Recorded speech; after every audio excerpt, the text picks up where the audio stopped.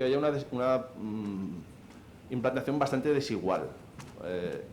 Tenemos desde administraciones muy avanzadas que han logrado un grado de implantación bastante importante, las menos, hasta administraciones que ni, vamos, nada, solo funcionan en papel, posiblemente forzadas por el Ministerio de Hacienda, sí que remiten información de manera electrónica, pero solo a esos efectos, ¿no?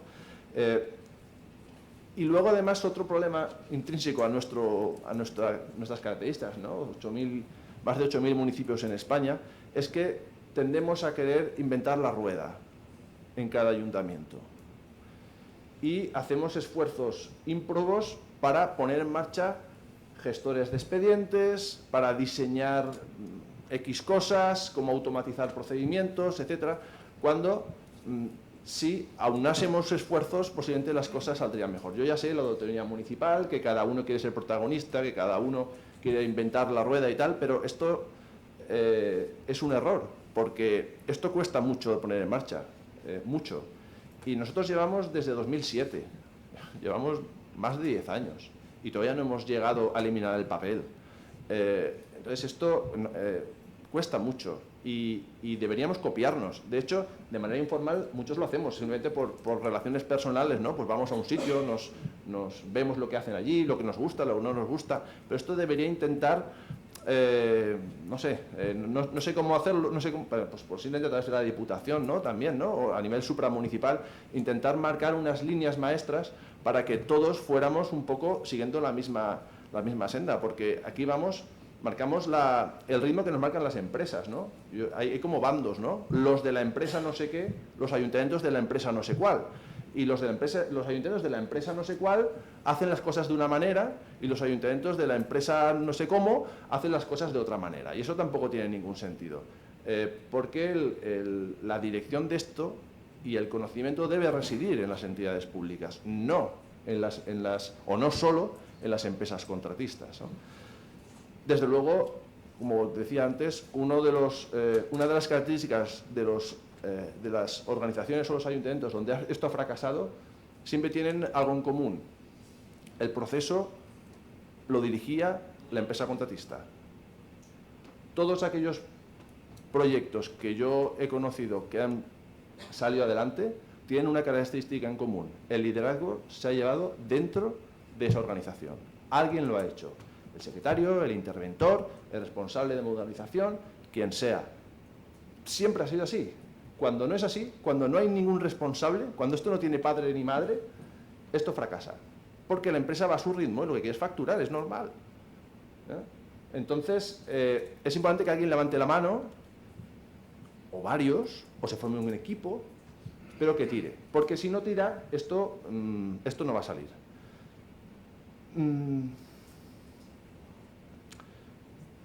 Bueno, como veis ahí veis, ese me gustaría ser yo, uno mirando que solo le queda una pieza para poner el puzzle, pero la realidad es que suele ser la otra. Tenemos un montón de piezas en marcha que no se entienden.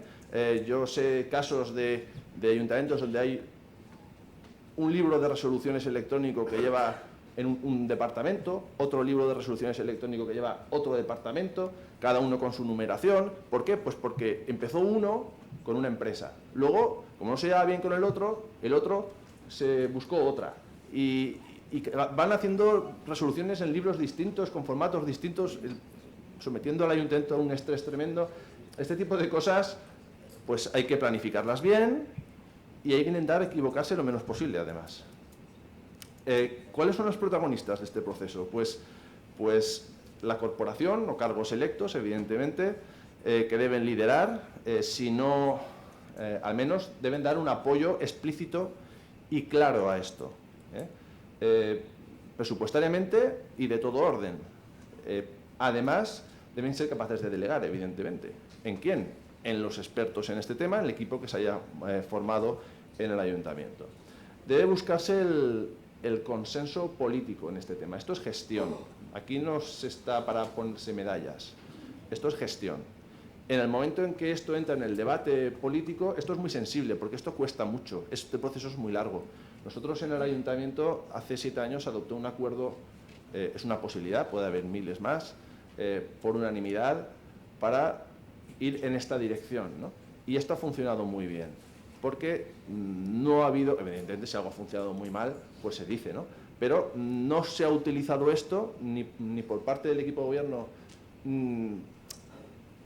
ha intentado vender que era un proyecto de la organización, ¿no? Eso ha estado muy bien. Y yo he tenido 2 equipos de gobierno de signo político distinto y esto ha funcionado igual de bien, ¿no? Esto es interesante. Y a la organización, al personal, le da una visión de que esto va en serio, ¿no? Porque no es un proyecto de un equipo de gobierno, no, sino es un proyecto de la propia organización. Y luego paciencia, evidentemente. Nosotros, yo os digo, llevamos 10 años, ahora sí que estamos viendo ya frutos, pero los primeros años han sido terroríficos porque se invertía mucho en personas, en dinero, y esto cuesta. Esto es una estructura que hay que levantar y se empieza por los cimientos y no se ve nada. O sea, hasta que entras por la puerta pasa mucho tiempo. En cuanto a los empleados públicos, lo primero, la formación.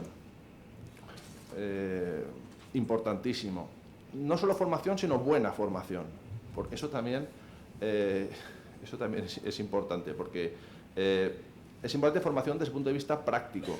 Yo creo que debería haber más iniciativas desde este punto de vista, contando experiencias. Porque la ley, más o menos, todos nos la sabemos y también no sabemos lo importante que es esto. Pero lo que nos falta a lo mejor es que alguien venga y nos diga lo que se ha hecho bien y lo que se ha hecho mal. Dónde nos hemos equivocado y dónde hemos acertado. Y conocer experiencias. Yo creo que de eso es donde más se aprende. Comunicación. Nosotros, cuando empezamos en esto, nos juntábamos un grupito, el equipo, ¿no?, que impulsaba esto, y al cabo de un tiempo el personal nos llamaba el equipo A, porque nos íbamos por ahí a otros sitios de viaje a ver, nos metíamos en una sala, nos dimos cuenta que nos estábamos equivocando, que había que comunicar, que había que explicar a la gente lo que estábamos haciendo. De ahí nació una intranet para comunicarnos con la gente de una manera más o menos directa, un buzón, se hacían charlas. Eso es importante, porque si no la gente no se siente partícipe de esto, ¿no? Liderazgo evidente, igual que ocurre a nivel político, y luego reorganización.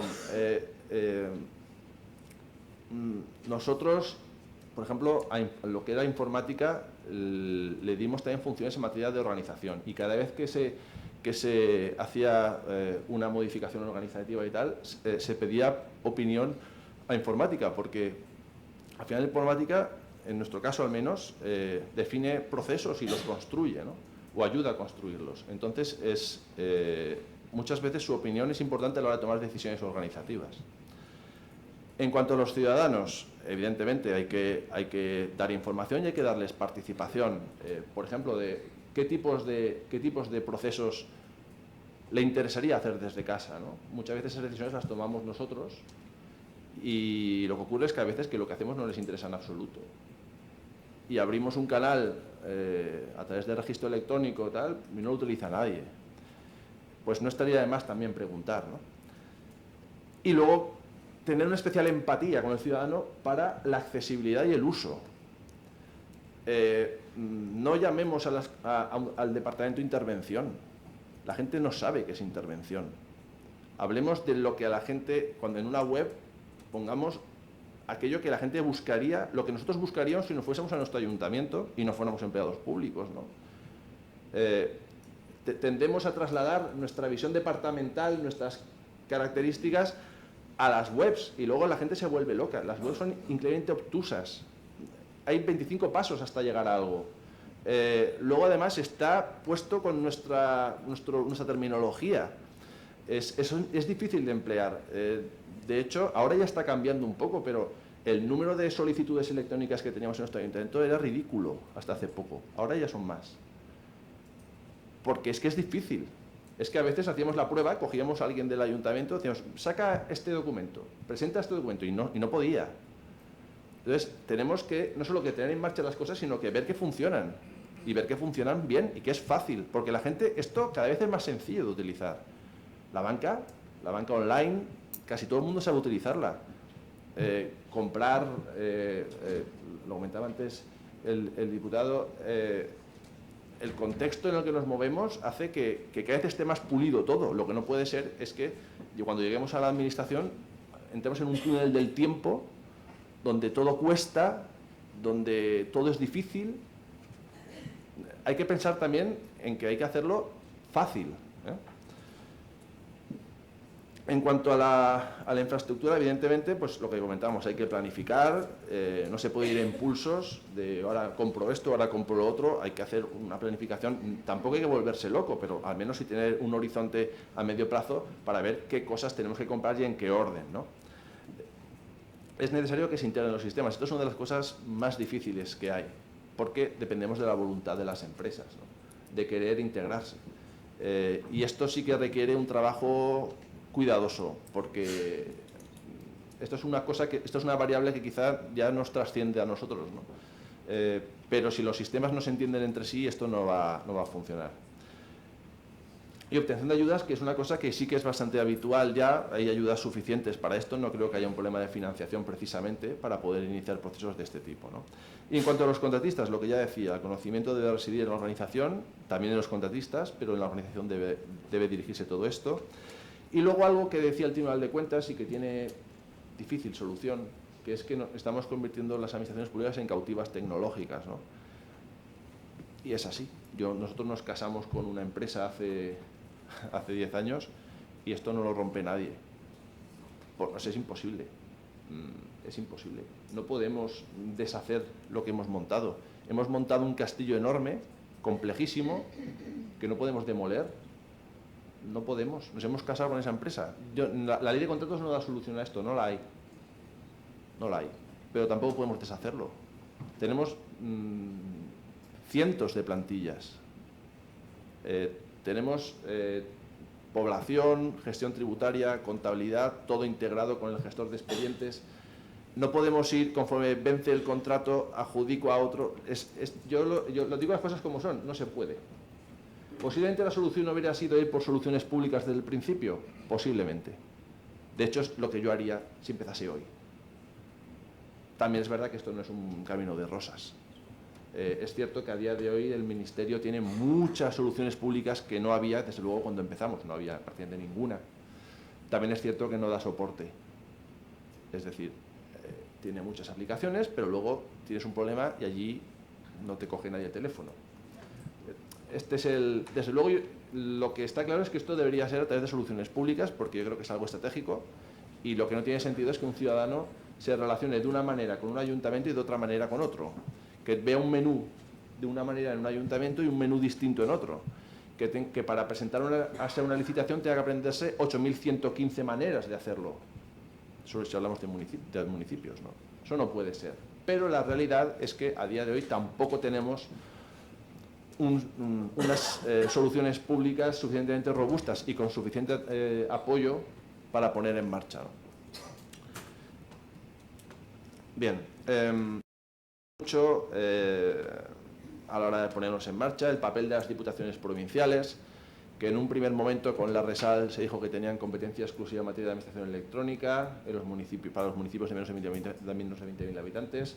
Luego esto se matizó por el Tribunal Constitucional y se vino a decir que lo que había era lo que siempre había habido, una obligación de llevar a cabo una cooperación económica y técnica a los municipios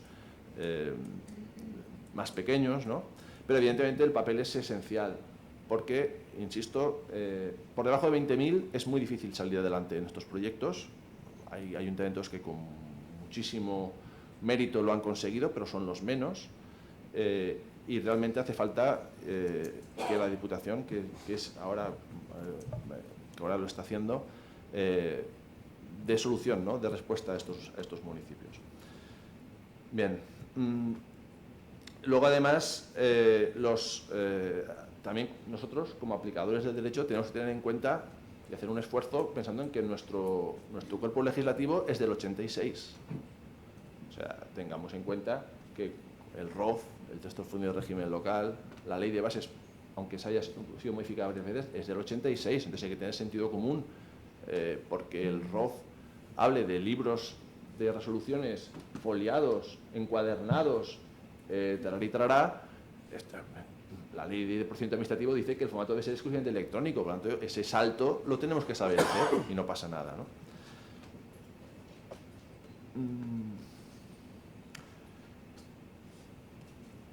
Las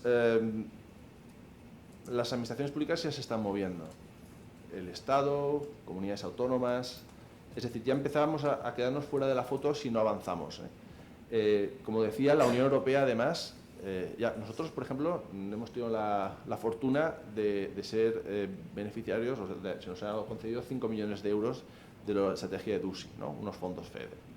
Bueno, pues lo primero que nos dijeron es que para poder entrar aquí tienes que darte de alta en Orbe, lo primero, obligatoriamente. Y además, luego los expedientes tendrán que ser electrónicos. Y no sé cómo de exigentes serán, en nuestro caso no habrá problema, pero no sé cómo de exigentes serán, pero luego eso lo van a revisar. Entonces, es decir, ya al final, el no entrar a esto ya tiene costes. Antes no, ahora sí.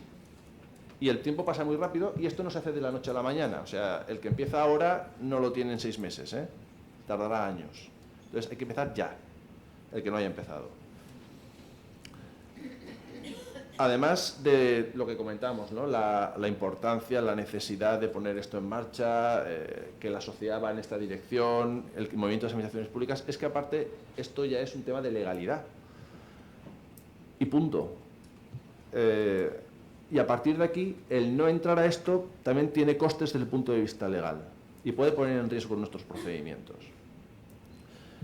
El formato electrónico es un requisito de los documentos administrativos, de todos, informes, diligencias, certificados, resoluciones y de los propios actos. Es un requisito. Es más, no solo dice que es requisito el que tenga formato electrónico, es requisito que tenga metadatos, que esto sería metadatos, que no es un bicho con patas. Metadatos es información sobre algo, sobre otra información, sobre un documento, ¿no? De esto también hablaremos un poquito más adelante. Es decir, la normativa es exigente porque establece como requisito de validez que funcionemos a través de documentos electrónicos y que además estén hechos de una determinada manera, ¿no? ¿Qué ocurre si no lo hacemos? Bien, los vicios en el procedimiento, ¿dónde los tenemos? En 2 artículos, artículo 47, artículo 48 de la ley. Artículo 47, nulidad, ¿vale? El artículo 47 dice que serán nulos. De entre todos los supuestos que hay, el que más podría aproximarse a este caso sería aquel que dice que serán nulos los dictados prescindiendo total y absolutamente del procedimiento legalmente establecido. Francamente, no creo que este sea el caso. El que en un expediente de licencia de obras se tramite en papel, pero se haga con todos los informes, se dé a través del órgano competente y se siga todos los demás, se cumplan todos los demás requisitos en la ley, no creo que estemos en este caso. No se está prescindiendo total y absolutamente del procedimiento legalmente establecido. Eso yo lo tengo claro. Pero, ¿podría ser anulable? Bien, en cuanto a la anulabilidad, el artículo 48 dice lo que ha dicho siempre: son anulables los actos de la Administración que incurren en cualquier infracción del ordenamiento jurídico y de la expresión de poder. Cualquier infracción podría ser esta. Y dice, no obstante, el defecto de forma y el formato electrónico es un requisito de forma, ¿vale? El defecto de forma solo determinará la anulabilidad cuando el acto carezca de los requisitos formales indispensables para alcanzar su fin o de lugar en defensión de los interesados. El que estemos ante un formato electrónico, el que estemos en formato papel cuando debería ser electrónico, yo tampoco creo que impida alcanzar el fin del acto administrativo, pero sí puede dar lugar a indefensión. Es decir, si a un ciudadano que nos pide que le notifiquemos en formato electrónico, le notificamos en formato papel, o le intentamos notificar en formato papel, es posible que pueda defender que eso la genere indefensión, sobre todo si no conseguimos practicar la notificación. Si conseguimos practicar la notificación, posiblemente esto subsane los vicios, pero si hacemos los intentos y publicamos y esa persona nos dice que es que él estaba todo el día sentando en la sede y que no le llegó ninguna notificación y que desde luego jamás se le pasó por la cabeza que le fuéramos a notificar en papel. entonces seguramente nos lo cargaremos. Y si tampoco puede hacer alegaciones en formato electrónico, también puede ocurrir. ¿Esto no va a ocurrir en los porcientos de subvenciones? No, pero en los sancionadores sí. Y evidentemente ya hay despachos que están estudiando esto, porque he hablado con ellos, o sea, lo sé perfectamente, que en expedientes gordos esto va a ser un argumento más. Porque evidentemente el no satisfacer un derecho que tenemos los ciudadanos, que es a relacionarnos de acuerdo con el medio que elijamos, cuando genere indefensión, dará lugar a la anulación del expediente.